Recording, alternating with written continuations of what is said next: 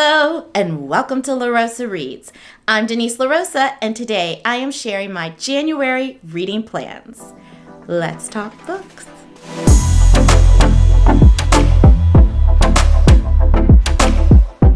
Here we are, the first month of 2024, and I am excited to share with all of you the 6 books that I have on my TBR. First up is Ann Petrie. I fell in love with the late, great Ann Petrie whenever I read her novel, The Street, and I plan on going through all of that backlist and reading every single one of her novels, starting with Country Place. Now, I'm a country girl. I don't even know what the heck this book is about, but all I know is it's written by Ann Petrie, and it has country in there, and it's talking about a country place. Let's make this happen now. Oh my goodness. Okay, so Country Place portrays a small, sleepy New England town grappling with the indignities and lies of American life. All right, we're not in the South, but we are in a quaint small town. I'll take it. Johnny has come home from 4 years of fighting in World War II to his loving parents and his beautiful wife, Gloria. His first doubts about Gloria's fidelity are created on the way home by the local taxi driver, a passionate gossip, and these doubts mature with the hurricane that is bearing down on them, darkening the seemingly perfect town of Lenox, Connecticut. But a greater violence lurks beneath the surface of the storm. Country Place masterfully captures the transformation of small-town life in America in the words of one of the 20th century's finest writers. Ooh, this sounds salacious. I love it already. From one classic Black author to another, I plan to read Selective Poems by Langston Hughes. Langston Hughes is a voice in American literature whom I absolutely adore, admire, revere, and I have yet to read a collection of his poetry, but I hope to start reading it this month. The poems in this collection were chosen by Hughes himself shortly before his death in 1967 and represent work from his entire career, including The Negro Speaks of Rivers, The Weary Blues, Still Here, Song for a Dark Girl, Montage of a Dream Deferred, and Refugee in America. It gives us a poet of extraordinary range, directness, and stylistic virtuosity. I am in love already. 2 for 2? I think so. All right, this book has been on my shelves for quite some time, and I even cracked it open a while ago and got to page 24, and it just wasn't moving me. I hope that will change this month. I'm talking about Whiteout. This is another collection of short stories by the authors Angie Thomas, Ashley Woodfolk, Nicola Yoon, Danielle Clayton, Tiffany D. Jackson, Nick Stone. We're talking about some of the finest YA authors of our time. And I read their previous collection of short stories, Blackout, The Blackout. Or was it Blackout? Does it matter? It doesn't. What does matter is that I absolutely loved that collection of short stories. This one just didn't grab me right away, but I'm hoping the month of January and the wintry vibes will help me reconnect with this book. A snowstorm like this hits Atlanta only once every 100 years. As the city grinds to a halt, a group of teens band together to help a friend pull off the most epic apology of her life. But will they be able to make it happen in spite of the storm? No one is prepared for this whiteout, but then we can't always prepare for the magical moments that change everything. Oh, I think this starts out about like a romantic love between 2 young girls, and they're trying to rekindle that romance, and so they're getting their friends involved in like making this big apology, this public apology happen. Okay, I mean, whatever. I think it will be fine. I think the Blackout was really good because it had a bunch of characters who didn't really know each other but were in the same area in New York City during the Blackout, and their lives, unbeknownst to them, were crossing paths. And so there was something mysterious and serendipitous. Is that a word? You know, serendipity, whatever. There was something about it that just was magical. This is just kind of like, okay, 2 youngins in love, they break up, and Now one of them wants to apologize. Let's hope I end up being more invested than I am right now. Okay, I saw this book. I want to say Brit Lit on Bookstagram had it on her page and made a post about it.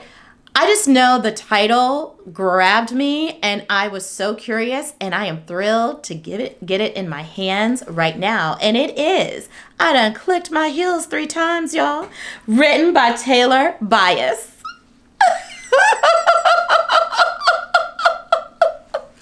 So this is like The Wiz 2.0, okay?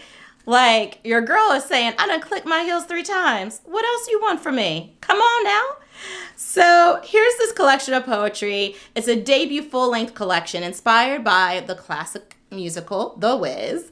It explores a Black woman's journey through the South Side of Chicago, spanning sonnets, free verse, blah, blah, blah. A tumultuous departure from home, trials designed to reveal new things about the self, and the eventual return all serve as a loose trajectory for I Done Clicked My Heels 3 Times, which pulls readers through an abandoned barn, a Wendy's drive-thru, a Beyonce video, grandma's house, Sunday service, and the corner store. Well, honey, she's clicking them heels everywhere. I Done Clicked My Heels 3 Times breaks new ground where at every stop the speaker is made to confront her womanhood, her sexuality, the visibility of her body, alcoholism in her family, and various ways in which narratives are imposed upon her. Okay, I'm loving this title. I'm loving what I hear in the synopsis. I hope we have a successful collection of poetry. So, you guys, Kayla from Books and Lala is all the rage here on BookTube.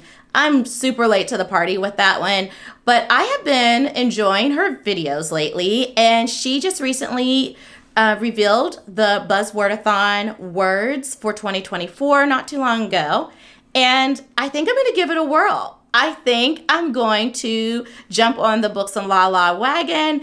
And so to fulfill that promise of participating in the Buzzwordathon, I must have a book in the month of January that has the word there, or there in it. I've chosen THEIR with Their Vicious Games. Why am I talking like this? Like it's a secret. So what the heck is happening here? I don't know. I really don't know. I know my friend Katie said it's a phenomenal read. I know that the cover is just luring me in. I mean, the hand, the like nails, I don't know, what is this? Like a potion, some pearls. I don't know. I'm curious enough to check it out of the library. So Adina Walker has known this the entire time she's been on scholarship at the prestigious Edgewater Academy, a school for the uber-rich and mostly white New England upper class. Being a teacher, I'm like already into this. It's why she works so hard to be perfect, above reproach, no matter what she has to force under the surface. Even one slip can cost her everything, and it does. One fight, one moment of lost control leaves Adina blacklisted from her top choice Ivy League college and any other. Her only chance to regain the future she sacrificed everything for is the finish, a high-stakes contest sponsored by Edgewater's founding family in which 12 young, ambitious women with exceptional promise are selected to compete in 3 mysterious events: the ride, the raid, and the royale. The winner will be granted entry into the fold of the Remington family, whose wealth and power can open any door.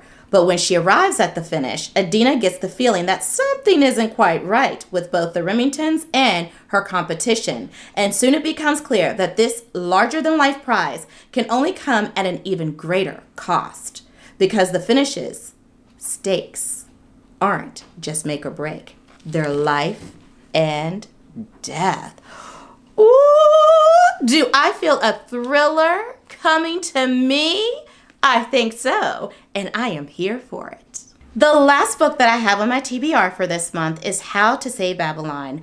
I am late to the party with this one, but better late than never. And I was inspired to read it this month because of Diverse Spine's Spine of the Month, which is How to Save Babylon for January. This is clearly a memoir written by a poet, and for that reason, I am super excited. I've just realized I have 3 poets in my life for the month of January.